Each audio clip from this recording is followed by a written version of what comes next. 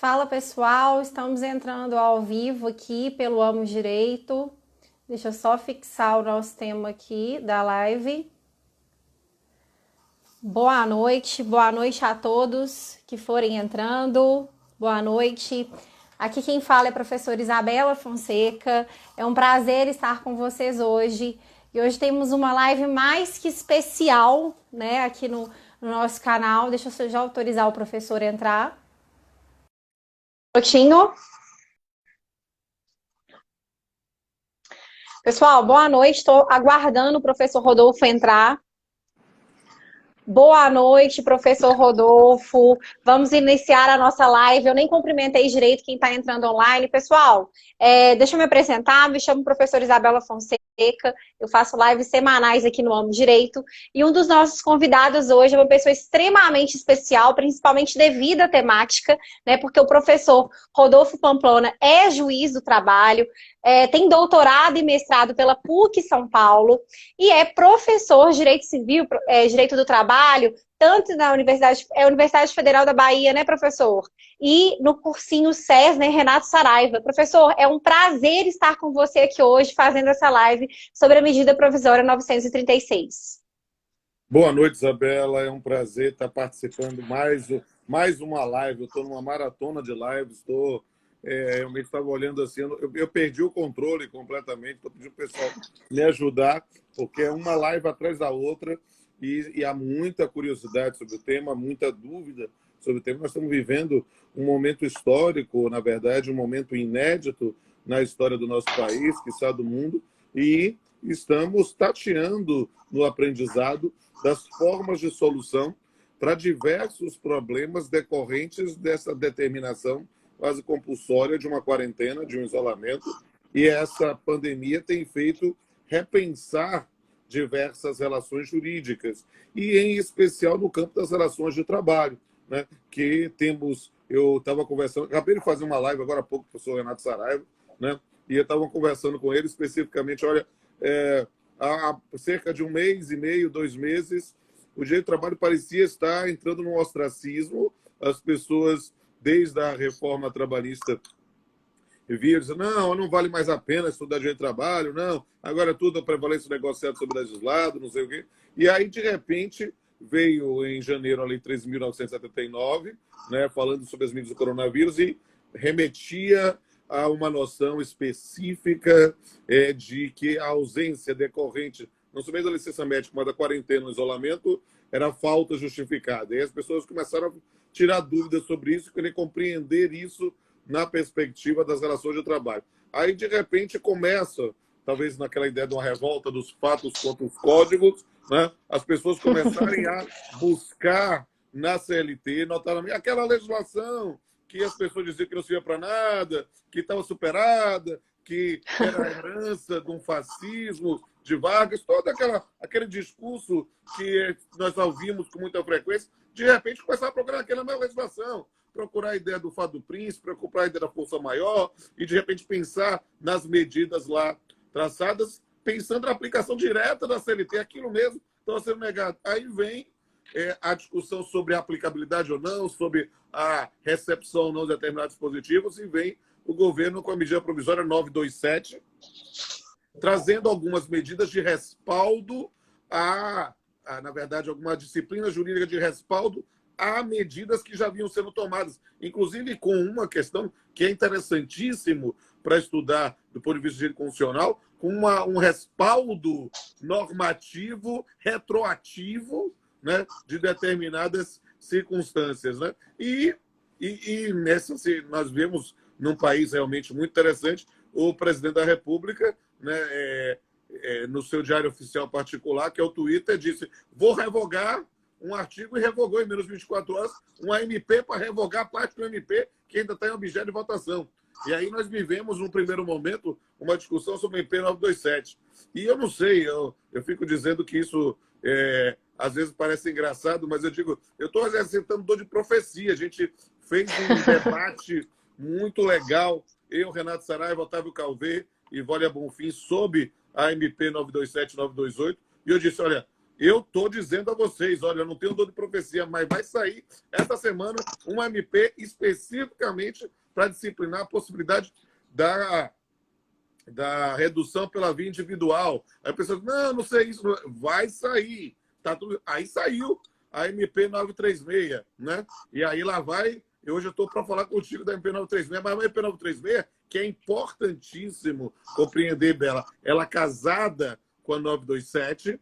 Aí eu disse, quando a gente fez um debate semelhante sobre a 936, eu, Renato Saraiva, Vale Bonfim, e foi a Rafaela Sionec, aí disse assim, olha, eu vou dizer, vou exercitar da profecia.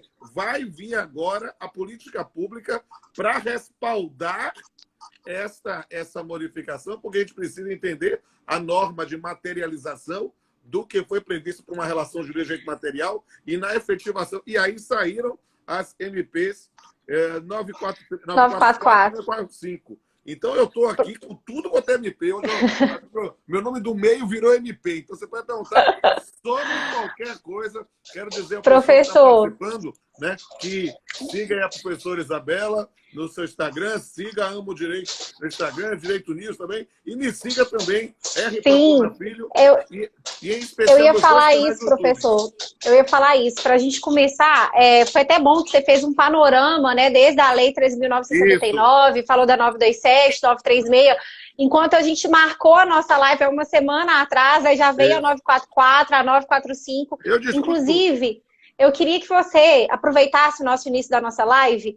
E eu sei que eu acompanhei a sua live hoje, né? E você já está fazendo várias lives anteriores. Eu gostaria que você passasse, então, inicialmente, para quem está nos assistindo, né? Com certeza você já conhecia o professor Rodolfo, mas eu queria falar o seguinte: tem algumas lives salvas suas nos seus canais do YouTube, tanto do Cursinho quanto do Papiano, Pamplona. Então, eu gostaria que você trouxesse primeiro, para quem está nos assistindo aqui, as suas redes sociais, e para quem quiser achar uma live no YouTube, uma live sobre, por exemplo, a 927, ou mesmo hoje sobre a 944, a 945, aonde essa pessoa vai? Ponto. Vou dizer agora mesmo, olha, para você ver todas as lives que eu tenho participado, olhe no meu canal. Eu tenho 2 canais no YouTube. O canal Pamplona, que é mais tradicional e que tem toda uma parte jurídica, poética, musical, e especificamente no canal de Gestão, o áudio está baixo, estou botando no máximo o meu aqui. Eu botei aqui. E mandar um abraço aqui para o professor Luciano Martinez, aqui, grande autor, que entrou aqui na live também. E aí, o que é que eu estou colocando especificamente essas lives? Eu abri uma playlist específica num canal novo chamado Canal Papeando com Pamplona. São 2 canais. O canal Pamplona, que é o tradicional, que tem muita coisa também para estudo em geral, e o canal Papeando com Pamplona, que estão as lives. Essas lives estão lá disponíveis. As lives que eu fiz no SES também estão no canal do YouTube do SES, posso dizer. Mas todas que eu fiz pelo SES, essa aqui eu vou baixar lá também. Então, eu estou disponibilizando para todo mundo, porque é absolutamente gratuito, estou colocando, não está monetizado. É realmente uma ideia de servir a população, servir a cidadania, né, para que a gente possa ter um mínimo de informação num período tão complicado que estamos vivendo. Né? Desculpa falar demais, porque quando eu solto a carretilha, eu começo a falar, vou ter que controlar, mas deve mandar um abraço para todo mundo que está ao vivo aí. O pessoal pediu para mandar até abraço para os torcedores do Bahia, mandar um abraço. Pessoal, para você que acabou de chegar, eu vou pedir para vocês deixarem aqui para a gente comentários. Nós temos pessoas de todos os estados do Brasil. Deixa para a gente aí um comentário da onde você reside, tá? Outra coisa, eu vou pedir para o professor também, o Rodolfo, depois da live, disponibilizar uma caixinha de perguntas, porque nem sempre dá para a gente responder todas as perguntas feitas na live. Então, corre lá no Instagram dele, faça a sua pergunta, se ela não for respondida nessa live, para que ele te responda no direct, ok? Pamplona, vamos começar então, porque assim, eu acho que a gente tem que passar pela 936, que é o objeto da nossa live, mas eu queria que a gente fizesse pelo menos algumas pequenas observações também sobre a 944 e a 945, né, recém-aprovadas. Eu tenho até medo da gente desligar essa live e amanhã já ter uma nova medida provisória, sabe? Não duvide, não duvide. Olha, eu estou no tom da profecia, essa semana vai sair medida provisória sobre custeio em relação a empresas médias e grandes, e vai sair alguma coisa que vai ser ou medida provisória ou projeto de lei, por causa da discussão de aspectos constitucionais, sobre desoneração da folha de pagamento. Eu estou sentindo e estou exercitando toda a profecia. Não tinha no passado, agora já está manifestando. Vamos lá, então, Pampão. Bom, vamos destacar alguns pontos importantes sobre a medida provisória 936, né? Pois não. Ela é de 1º de abril. Eu queria que você falasse melhor sobre esse programa emergencial, né, de manutenção do emprego. A gente pode até dividir relacionada à questão tanto da suspensão quanto da redução. Vamos começar por essas temáticas e a gente vai fazer um ambiente dialógico. Perfeito. A medida provisória 936, ela vem, e as pessoas muitas vezes fazem uma pergunta, por favor, correlacione a 936 com a 927. Elas estão plenamente afinadas, pelo menos é essa a postura. A 927, ela trouxe medidas específicas referentes à manutenção do posto de trabalho. Qual é a lógica? Imaginar uma continuidade da atividade econômica e que, dentro dessa linha, você poderia pensar em alternativas. E o que é que a 927... Estou fazendo esse link para ficar bem amarradinho. A 927 pensou em a questão das compensações do trabalho, ou seja, a lógica, por exemplo, do banco de horas, numa interpretação invertida do que ordinariamente faz, ou seja, folgaria agora para compensar depois, essa compensação abrangendo inclusive feriados, né? Verificou-se notamente o estímulo ao teletrabalho, verificou-se a antecipação de férias individuais ou coletivas, ou seja, a ideia de tudo que era manutenção. Trouxe ali aquele malfadado artigo 18, né, que admitiu uma suspensão sem nenhum tipo de remuneração. A grita foi tão grande que foi revogada pela MP 928. Então, a 927, e dentro de uma ideia de estímulo a soluções individuais, o artigo 2º da MP 927 é claro nesse sentido, e é a ideia também de medida emergencial, foi nessa linha. Só que muitas das críticas que foram direcionadas falavam sobre a importância da negociação coletiva. E aí, o que é que veio a MP 936?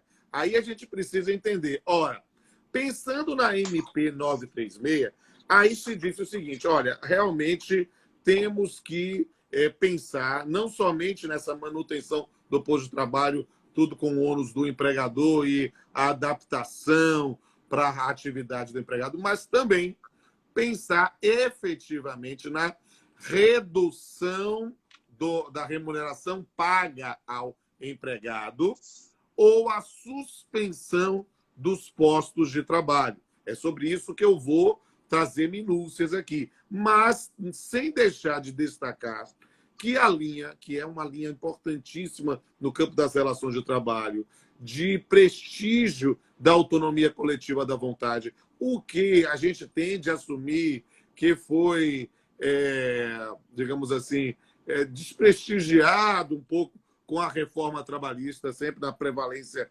buscando prevalência de aspectos individuais. Note que a MP ela trouxe também medidas referentes à negociação coletiva, na busca de uma otimização de negociação coletiva, o que a minha colega Wólia Bonfim tem falado com muita frequência para tentar respaldar a constitucionalidade, tendo em vista as dificuldades de aceitação pela doutrina tradicional do direito do trabalho, do aspecto da redução pela via individual. Professor Rodolfo, vou só te interromper aqui. Então, sobre esse tópico, só porque já foram feitas várias perguntas e a gente está bem nesse momento. Sobre essa questão da redução do salário, tem várias discussões sobre a inconstitucionalidade, né, afronta ao artigo 7º, inciso 6 da Constituição. Eu já queria saber a sua, como se diz, a sua opinião. Você acha que, porque muitos professores têm falado que isso teria que ter vindo por meio, por exemplo, de uma convenção, enfim, eles estão falando que efetivamente seria inconstitucional. Qual que é a sua opinião sobre essa questão? Eu não tenho a menor dúvida que a melhor forma para que o empregador se sinta respaldado, sem nenhuma discussão sobre constitucionalidade, é a via negocial coletiva. Foi essa a diretriz que a Constituição de 88 estabeleceu. Essa é a premissa da discussão. Agora, Pamplona, você acha que o dispositivo, da forma como está, é inconstitucional? Aquela pergunta do milhão. E eu vou dizer que eu vou falar uma coisa diferente da maior parte dos meus colegas. Eu não acho que é inconstitucional.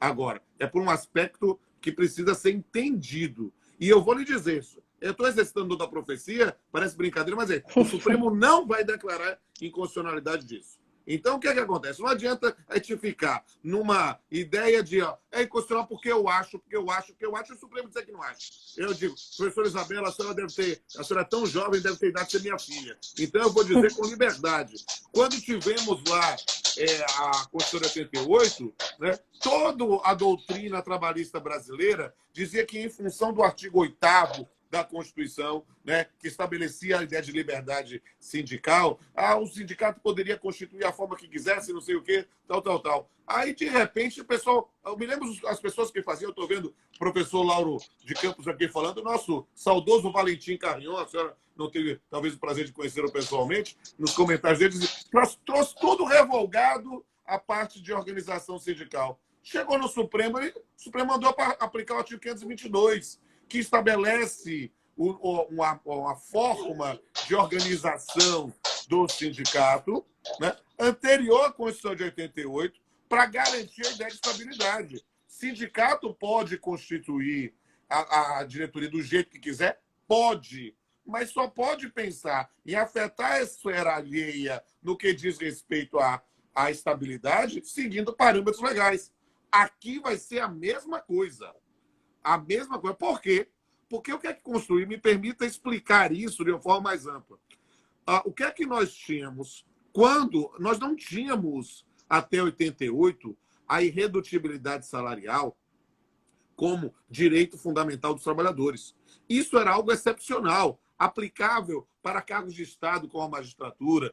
A gente explica até hoje o artigo 95 da Constituição para falar de irredutibilidade de subsídios. Toda uma construção como garantia. Não era garantia especificamente dos trabalhadores em geral. Passou a ser. E passou a ser com a previsão de que só poderia ser excepcionado pela negociação coletiva. Aí o que é que aconteceu? Deixa eu explicar a historinha, porque aqui eu não conto história, eu sou testemunha da história. O que é que aconteceu? Toda a doutrina trabalhista foi se direcionando para dizer, só pode reduzir se tiver uma redução proporcional da jornada pela via negocial coletiva, como está na Constituição.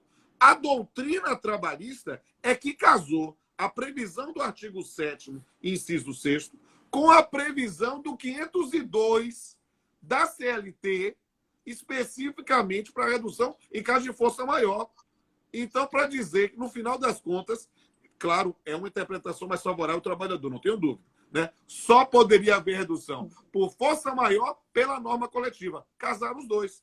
Agora, é preciso explicar com esse olhar de uma situação de pandemia.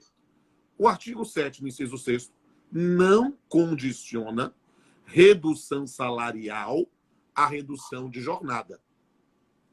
Ali, o artigo 7º, inciso 6º, é redução salarial mesmo, pela via negocial coletiva.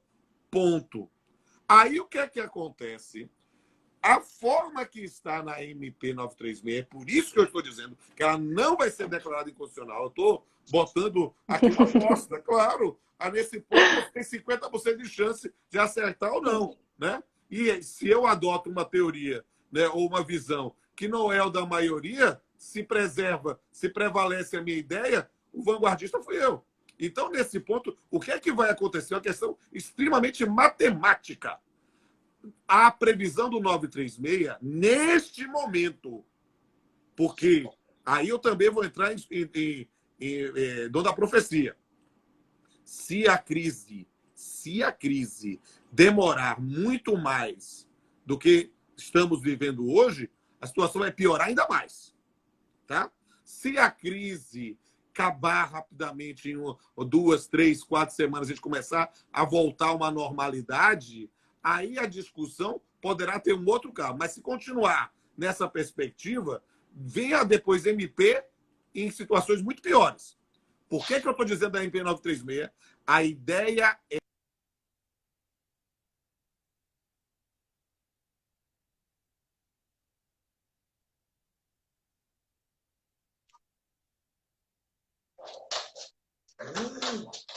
Deu? Tá me vendo? Deu uma pequena travada aqui, não sei se Então, travou para todo mundo. Só repete aonde você parou no último raciocínio, pronto. porque deu uma pequena travada, é isso. Tá, eu repito aqui. Então, a questão é que a MP 936 admite uma redução pela via individual com a Sim. redução proporcional da jornada. No final das contas, o que isso significa é que a redução é do salário final, ponto. Mas não do salário hora. Ou seja, o empregado, o que a gente tem, numa perspectiva mais ampla, é uma flexibilização de uma conversão de uma jornada integral a uma jornada tempo parcial. É claro que para o empregado que tinha uma expectativa de ganho daquele valor cheio até o final do mês, estou saindo prejudicado, sim, mas aritmeticamente não. E qual é o babado? Aí a expressão bem baiana, qual é o babado em relação à 936? É que ela vem complementada por uma possibilidade de uma complementação pelo próprio Estado. E é disso, e aí eu faço o link, e é disso que trata a MP 944, né? Que aí é uma medida que, a priori, a gente pode perceber que talvez não seja uma norma para relação individual, mas é uma norma de política pública para verificar.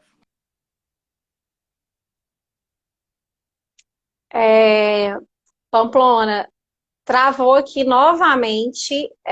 Eu acredito que seja a sua internet, porque tá travando para mim aqui você falando, tá? Só confere para mim a sua internet.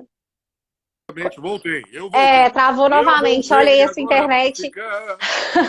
Vocês estão me ouvindo? Pessoal, deixa eu pedir desculpas para vocês, mas a gente sabe que as internets estão super sobrecarregadas, tá todo mundo acessando. Eu tô aqui de Belo Horizonte, Minas Gerais. Então, Bruno, você tá falando, fala a sua localidade pro pessoal. Estou de Salvador, Bahia. Salvador, Bahia, e é um Instagram que tem 1 milhão de seguidores, então você às vezes acontece mesmo de travar.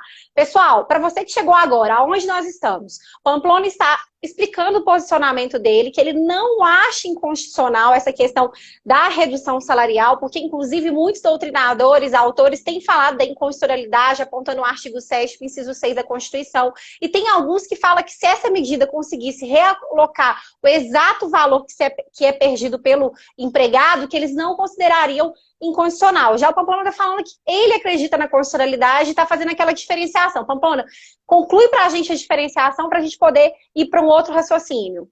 Aí, em rápidas palavras, não é inconstitucional porque o salário hora e, na verdade, está havendo uma conversão de um contrato de jornada integral a jornada a tempo parcial. No final das contas, é isso. E o Supremo vai reconhecer a constitucionalidade. Ótimo. Desliguei os comentários, pessoal. Daqui a pouco eu volto com eles para ver se isso não faz com que trave mais a live, ok? Daqui a pouco eu libero os comentários aí. Pamplona, vamos continuar falando aqui. As pessoas têm confundido muito essa questão do valor, como é que vai ficar essa questão tanto da redução da jornada quanto do salário. E eu queria que você realçasse para mim essa questão do seguro-desemprego em si, dos valores, porque as pessoas têm super confundido essa matéria. Eu queria que você explicasse para a gente como é que vai funcionar essa situação. E a gente começa esse assunto relacionado. Primeiro vamos falar sobre essa questão do seguro-desemprego, porque muitos estudantes, principalmente aqui no Amo Direito, tem muitos estudantes de direito, não têm entendido assim, afinal, o empregado vai ter algum prejuízo? Quanto que ele vai ganhar, por exemplo, se tiver uma redução de jornada, com uma redução salarial? Então, eu queria que você começasse linkando para a gente essa questão, primeiro, do seguro-desemprego, porque muitos não estão entendendo que é sobre o valor do seguro-desemprego, né? Então, eu queria que você começasse a explicar isso para a gente. A primeira coisa que precisa entender é que, muitas vezes, a pessoa que faz a dúvida é porque nunca tenha gozado o benefício do seguro-desemprego. E não saiba que o seguro-desemprego não paga salário do empregado.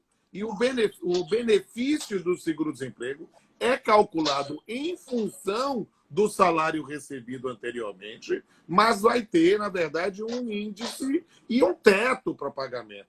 Então, o seguro-desemprego, em sentido próprio, não paga o mesmo salário que o indivíduo recebia.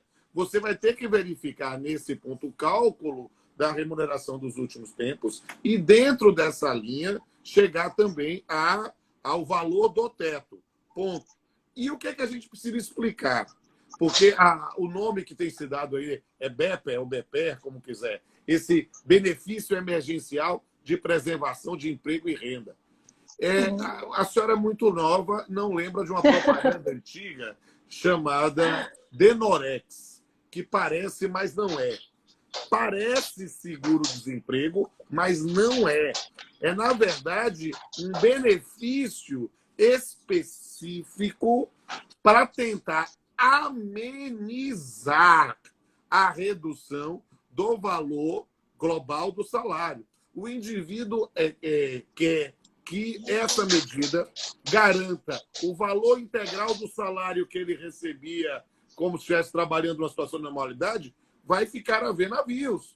Talvez, se ele recebe salário mínimo, sim, é possível que aí ele não tenha prejuízo.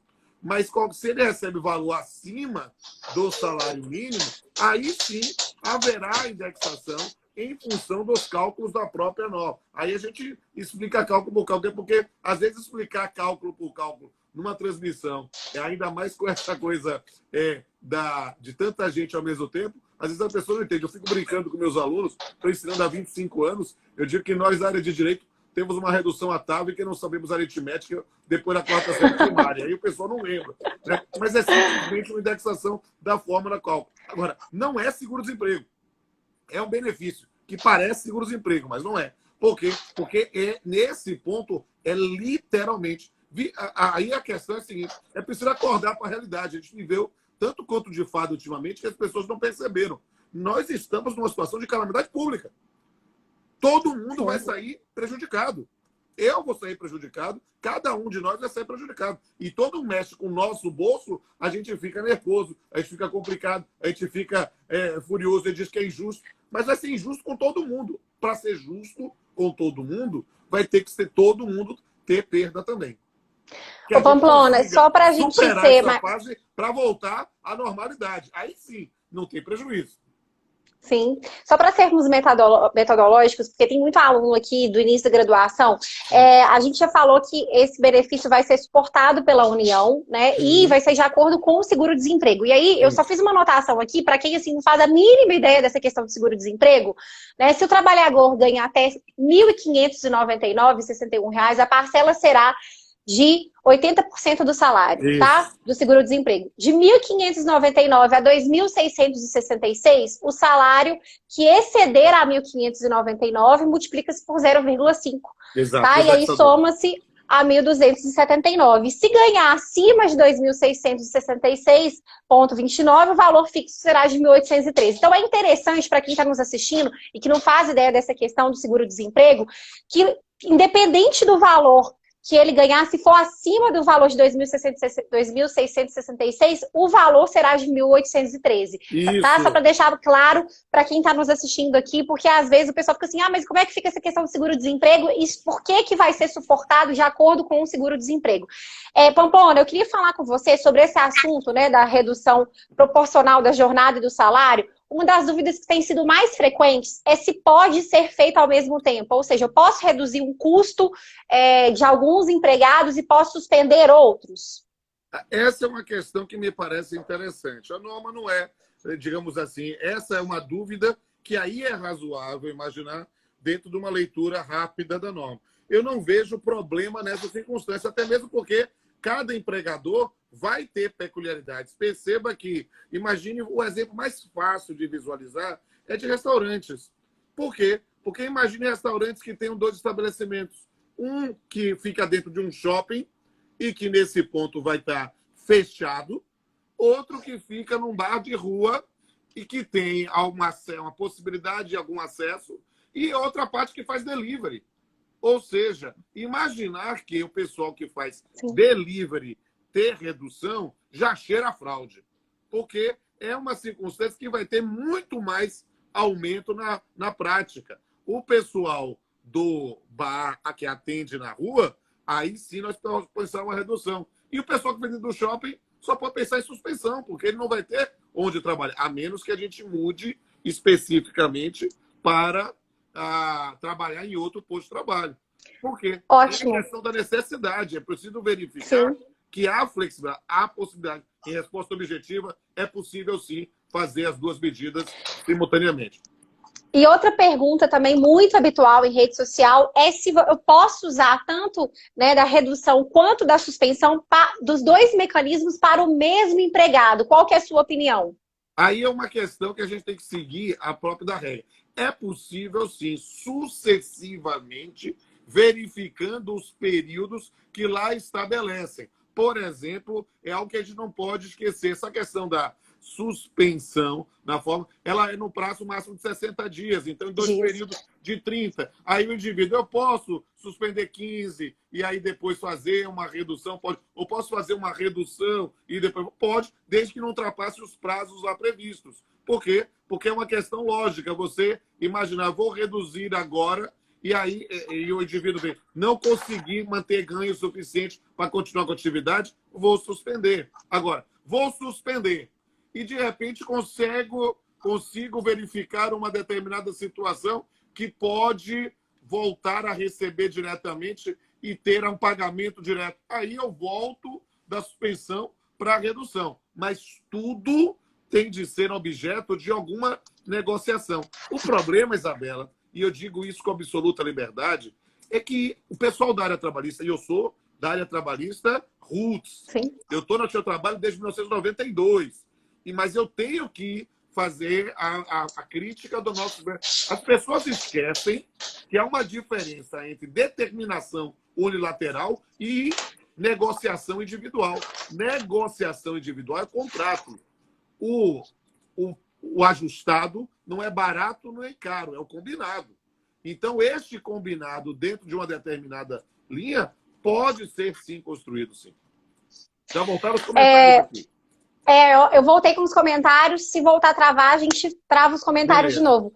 Rodolfo, olha só, é engraçado, porque vendo as dúvidas dos alunos, todo mundo pergunta, é impressionante como que vem a pergunta, se aplica, por exemplo, essa questão da redução para o doméstico. Perguntam muito também sobre a questão do gestante. É uma dúvida, assim, super recorrente. Eu já queria que você esclarecesse para a gente. Já respondo, porque, e dou o testemunho, é super recorrente. Toda vez que eu for falar, alguém pergunta disso.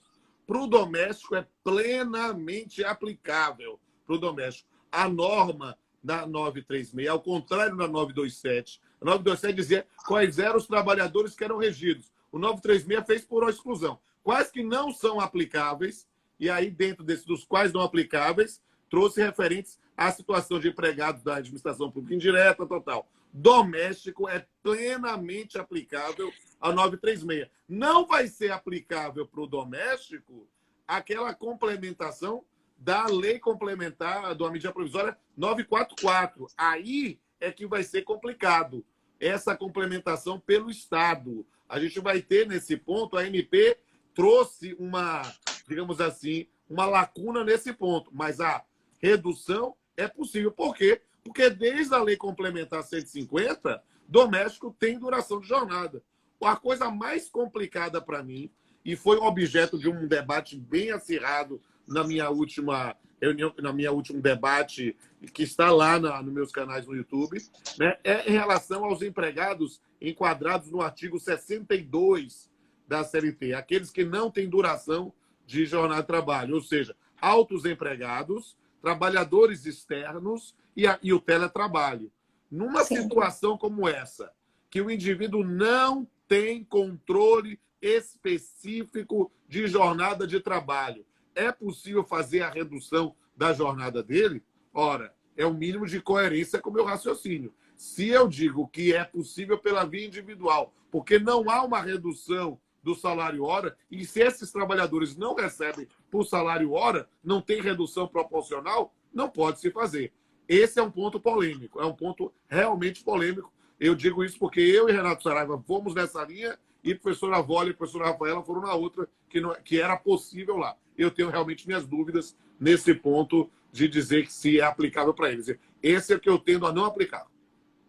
Bom, para quem chegou agora, a gente está falando, né, sobre a medida provisória 936. O Pamplona, eu queria só destacar aqui algumas perguntas aqui novamente falando sobre o empregado doméstico. Pessoal, a live vai ficar salva 24 horas. Algumas questões já foram esclarecidas, então é necessário que vocês revejam a live. E lembrando que se você quiser um debate um pouco mais complexo, ou seja, com um pouquinho mais de tempo, porque nossa live dura 50 minutos, vai lá no canal do professor Rodolfo, porque ele fez algumas lives com alguns professores do cursinho SES excelentes, excepcionais, assim, debatendo vários pontos polêmicos. E essa é uma temática que você precisa, não é assistir uma live só, não. É assistir várias lives com profissionais, assim, qualificados, discutindo pontos, porque, assim, o que tá na lei, né, Pampão, fica fácil das pessoas saberem, basta ler lá, todo mundo Exatamente. aprende. A grande questão são os pontos ali, que há uma omissão em que a doutrina vai ter que interpretar, que nós vamos ter que usar de uma hermenêutica, aí sim são os pontos que você tem que assistir live.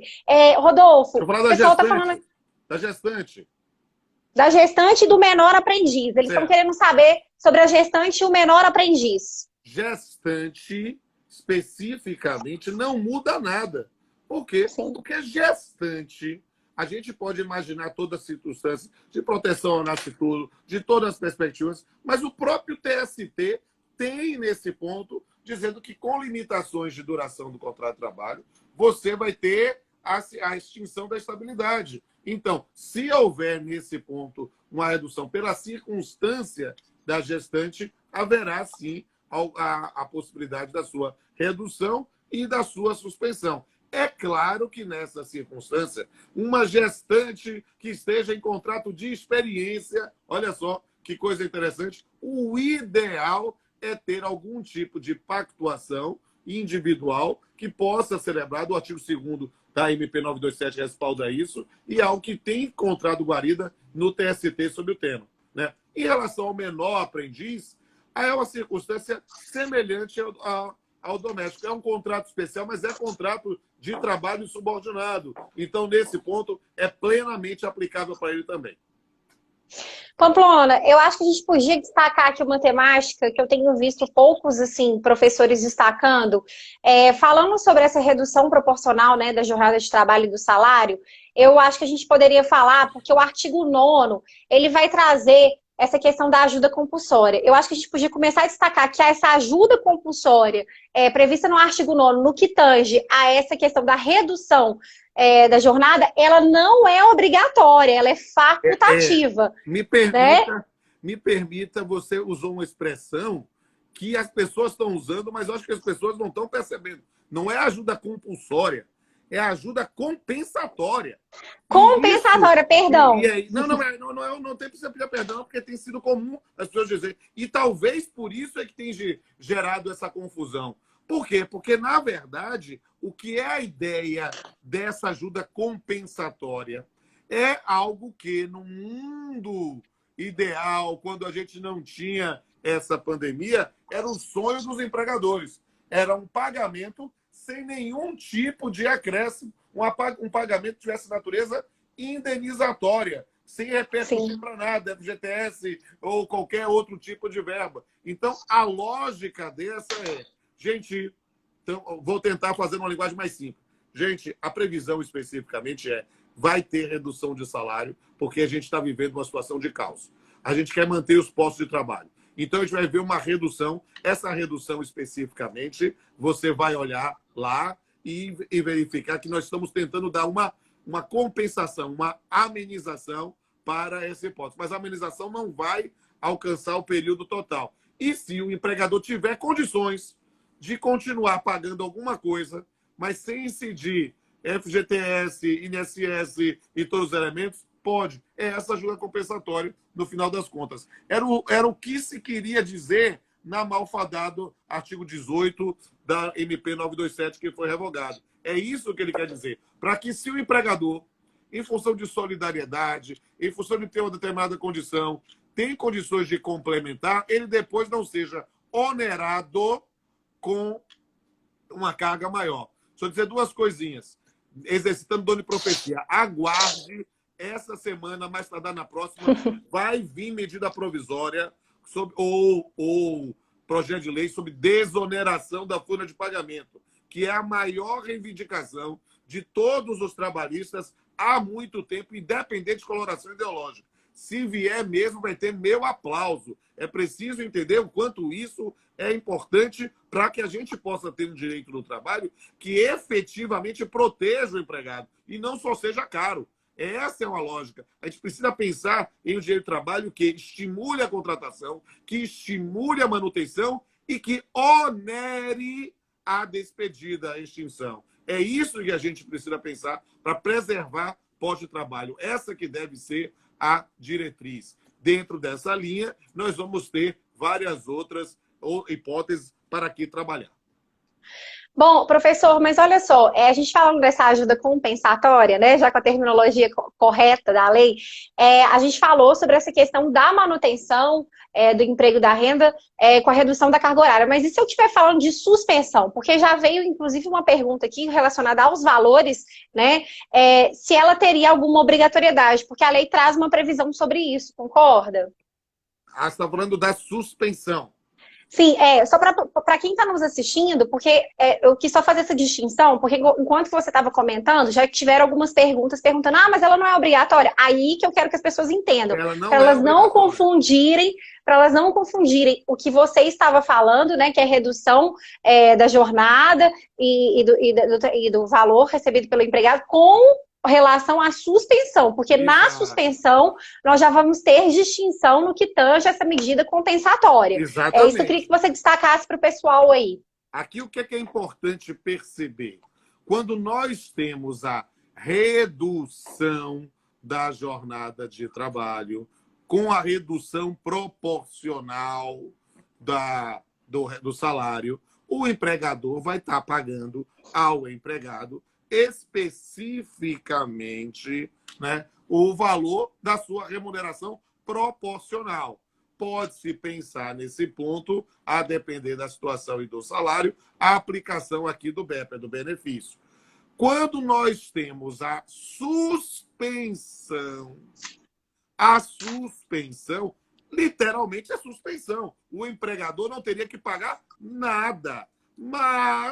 E quem pagaria o pagamento numa percentagem equivalente de um benefício que é, digamos assim, um Benorex, parece, mas não é um seguro-desemprego, é o Estado, a União, especialmente para a Caixa Econômica Federal. Mas, para essas situações, como é suspensão, admite-se um pagamento pelo empregador de uma ajuda compensatória.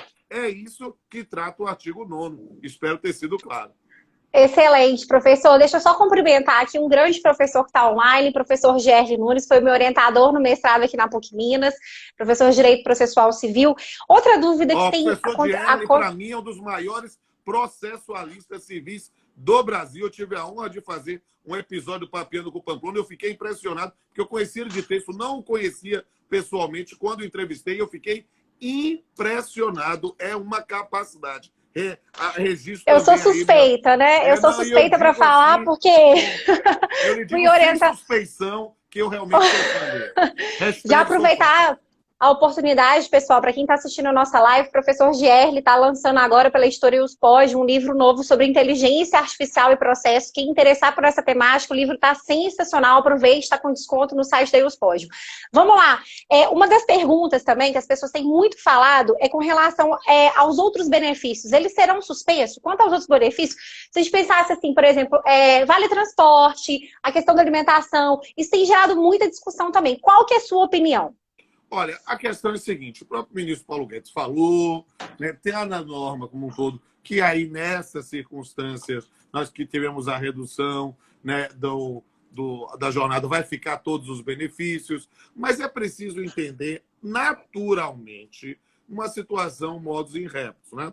Se é uma situação de suspensão do contrato de trabalho, não há que se falar de pagamentos. O valor vai ser a ajuda compensatória mensal, que é facultativa, além do BEP.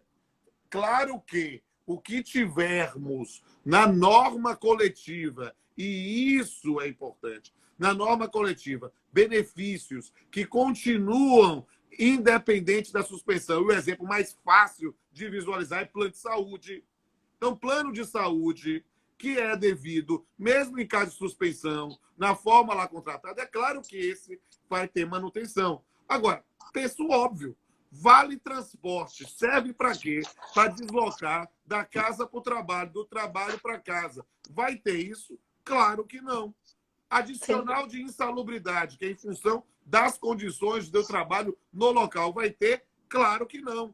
Adicional de periculosidade, explosivos, inflamáveis, trabalho com arma de fogo no ambiente de trabalho. O cara vai estar fazendo isso? Não. Então é claro que não.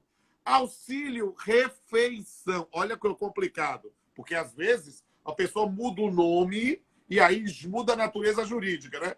Auxílio refeição, a priori, é pago para a refeição, o custeio das despesas no trabalho. Se o indivíduo recebe isso e não está indo mais para o trabalho, em tese, corta. Auxílio alimentação, que é o equivalente a uma cesta básica, ou ideal pagamento assim, para o custeio da vida, esse tem que manter. Porque é lógico que nessa circunstância, na forma prevista em norma coletiva. Por quê? Porque, principalmente para o leigo, isso às vezes é difícil de entender, mas não é. A pessoa que tem experiência de trabalho mata esses dois coelhos. Auxílio refeição e auxílio alimentação não são benefícios devidos por força de lei. Ou são por concessão unilateral do empregador, ou são por contrato individual, ou são por norma coletiva. Então é preciso verificar o que é que respalda a concessão de cada um desses benefícios. Excelente, professor. Já estamos aí falando há 46 minutos. Faltam 15 minutos para... Não, fica tranquilo, fica tranquilo. Eu estou já acostumada com essas lives que faltam 15 minutos. Quando estiver faltando 3 minutos, eu te aviso para a gente despedir, ok? Pessoal, quem está nos assistindo, como eu já disse, o professor vai fazer um grande favor. Já abriu uma caixa de perguntas no Instagram dele, então corre lá no Instagram, né, do professor Rodolfo Pamplona, porque... Não, eu tô vendo aqui milhares de perguntas, mas devido ao tempo da live, eu não consigo entrar em todas e perguntar para gerar um ambiente dialógico. Então, é só você começar a seguir o professor Rodolfo, que nós vamos deixar uma caixa de perguntas e ele vai responder uma por uma, de forma que vocês tirem suas dúvidas, né, professor? Outra coisa que tem... lá no meu YouTube, porque boa parte dessas perguntas já foram respondidas em lives anteriores. E as pessoas precisam aproveitar que estão nesse momento de isolamento para se informar. Está tudo lá gratuito, disponível para quem quiser. Só para esclarecer, porque a moça perguntou aí, eu tenho 2 canais no YouTube. O canal Pamplona e o canal Papeando com Pamplona. As lives estão no canal Papeando com Pamplona. O canal Pamplona está a minha parte dos episódios, da música, das poesias, da música, das aulas em geral. Vamos embora. Pessoal, olha só, professor, tem rolado uma dúvida muito frequente relacionada à questão, perguntam se essa medida provisória, ao excluir, né, os empregados públicos, se ela não fere o princípio da isonomia. Eu queria só que você manifestasse rapidamente sobre esse conteúdo para a gente prosseguir sobre outros. Para mim, não é inconstitucional, não há quebra do princípio de isonomia, porque a norma foi especificamente direcionada para a iniciativa privada. Não poderia ser aplicada para servidor público em geral, porque é matéria também reservada para a emenda constitucional.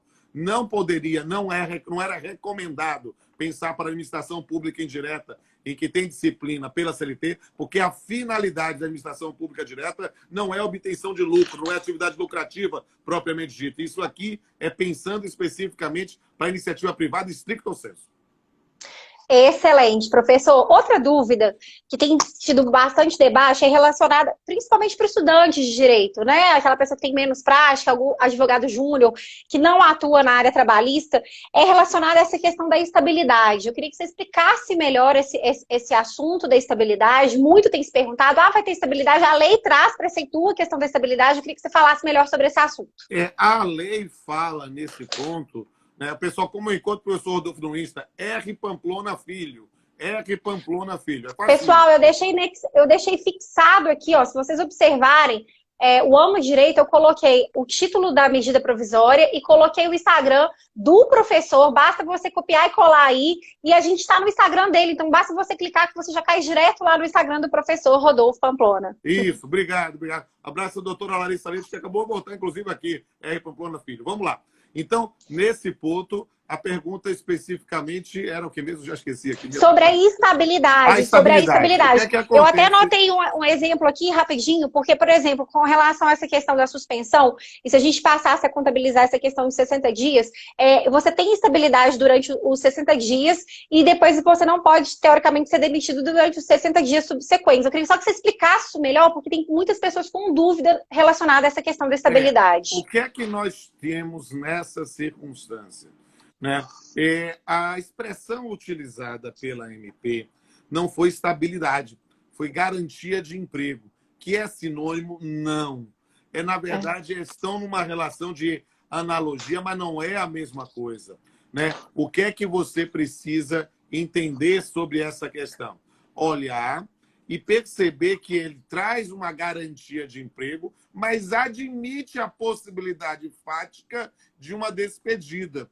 A consequência para isso é a parte em que a medida provisória não foi bem redigida. Ela fala que vai ser pago ao empregado a provisória do salário devido. E é horrível isso, porque colocou no singular. Ou seja, colocando como se fosse somente aquele salário. Aparentemente, a intenção da norma, até pelos precedentes legislativos anteriores, é trazer o equivalente, aquele 50% do salário, 50% dos salários, pensando no equivalente aos artigos 479 e 480 da CLT.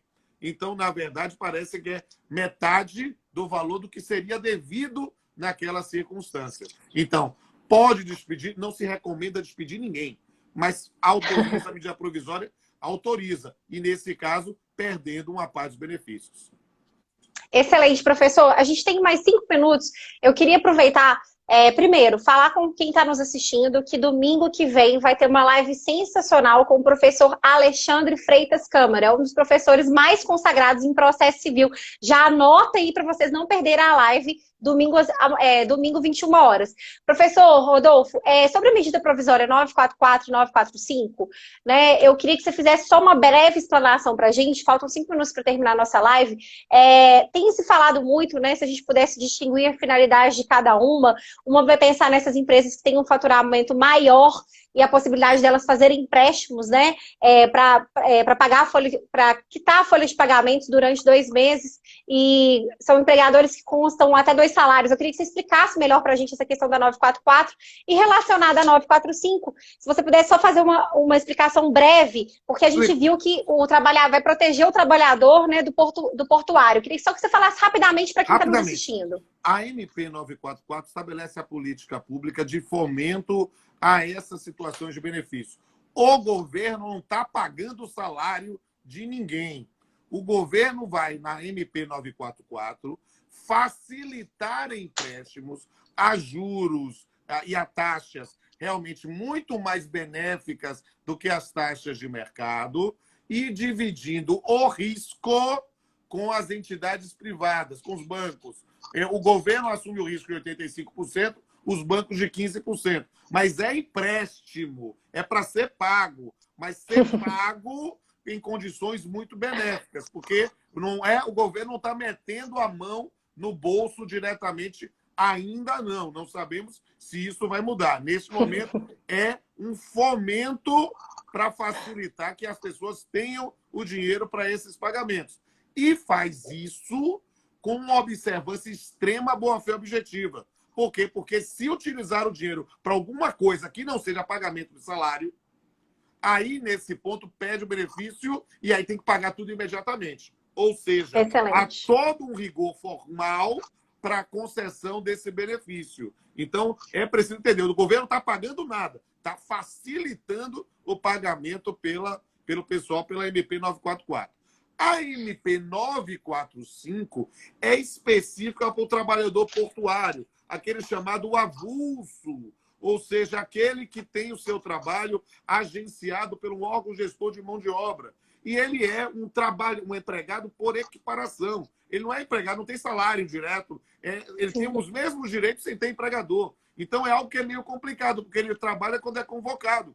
E aí, nessas circunstâncias, muitos estão com sintomas ou aparência de sintomas de coronavírus, efeitos do coronavírus, e aí trabalha, não trabalha, como é que faz? Então está dando um benefício esse que é 50% da média do que ele recebia. Mas perceba, quem é que paga diretamente? O órgão gestor, não é o governo. O governo faz uma compensação, é uma compensação tributária, uma compensação com as taxas portuárias. Ou seja, você deduz o valor, porque aí sim o governo está assumindo isso, mas não dando dinheiro, tá? Autorizando a compensação, também seguindo as regras da boa-fé objetiva. Professor Rodolfo, você brilha. Dizer que, assim, foi um prazer estar aqui com você. Vamos marcar agora uma live. A gente está fazendo aqui no Amo Direito, né? Que tem um público mais juvenil. Vamos marcar agora uma live no Direito News. A gente pode, inclusive, trazer alguns pontos específicos, porque para você que está nos assistindo, essa live vai ficar salva 24 horas, mas não deu para a gente passar nem 80% dos pontos, né? Mais controversos. Então, a gente pode, inclusive, você vai lá no Instagram do professor Rodolfo, já deixa a sua dúvida, que a gente pode futuramente já direcionar uma live específica para as temáticas que geraram mais dúvida. Foi um prazer estar com você aqui, dizer que você é brilhante, um grande exemplo. Tem vários alunos aqui assistindo que são seus fãs, depois você lê os comentários aqui, vai ficar salva. Foi um prazer estar com você, professor. O prazer foi todo meu, Isabela. Eu não tive a oportunidade de conhecer pessoalmente, mas tive as melhores referências suas com a minha amiga a professora Cláudia Viegas, que foi me orientando, supervisionada do pós-doutorado. Elas falam muito bem de ti. Para mim está sendo um prazer, uma honra, um privilégio participar aqui desta live aqui no Amo Direito e dizer ao pessoal que siga aí o Amo Direito, siga aí Bela Fonseca Alves e me siga R. Pamplona Filho, além de se inscrever nos meus 2 canais. Eu peço que você se inscreva nos canais, clica lá no sininho, porque aí você recebe as atualizações. Tudo que eu falo, essa live, inclusive, a doutora Larissa Leite vai baixar, manda para minha assessoria e bota no canal nos próximos dias, tá? Eu não tenho controle de quando entra, mas vai entrar tudo no ar lá à disposição para vocês. Mande as dúvidas. Excelente. E eu vou mandar print screen tudo para a doutora Bela. Excelente. E já deixando claro, pessoal, tem live salva no canal do professor no YouTube, excelentes, que eu assisti e achei, assim, simplesmente sensacional, super qualitativas. Muito obrigada, professor. Deixar um beijo para Cláudia Vegas, que é uma grande amiga nossa em comum, coordenadora. Foi um prazer estar com vocês aqui. Boa noite a todos, pessoal. Grande abraço. Abraço.